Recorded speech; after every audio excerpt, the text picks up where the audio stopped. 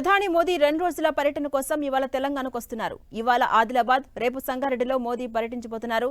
ఉదయం 10:30 ఆదిలాబాద్కు చేరుకుని 30 నిమిషాల పాటు అధికారిక కార్యక్రమాల్లో పాల్గొంటారు. 6,697 కోట్ల విలువైన పనులకు ప్రారంభోత్సవాలు శంకుస్థాపన చేయబోతున్నారు. రామగుండం ఎన్టీపీసీలో 6,000 కోట్లతో నిర్మించిన రెండో థర్మల్ పవర్ యూనిట్ను జాతికి అంకితం చేస్తారు.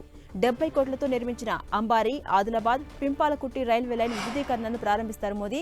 వీటితో పాటు 491 కోట్లతో ఆదిలాబాద్ బేలా మధ్య NH-353B పై చేపట్టబోతున్న 2 లైన్స్ నేషనల్ హైవే విస్తరణకు శంకుస్థాపన చేస్తారు. అదేవిధంగా 136 కోట్లతో చేపట్టబోతున్న NH-163 పై హైదరాబాద్ భూపాలపట్నం రోడ్డుకు భూమి పూజ చేయబోతున్నారు.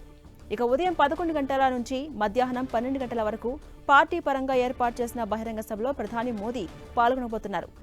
ఆదిలాబాద్ టూర్ తర్వాత తమిళనాడుకు వెళ్లబోతున్నారు మోదీ.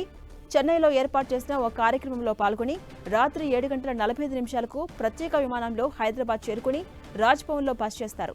రేపు సంగారెడ్డిలో పర్యటించబోతున్న ప్రధాని 9,000 కోట్ల అభివృద్ధి ప్రాజెక్టులను ప్రారంభించబోతున్నారు.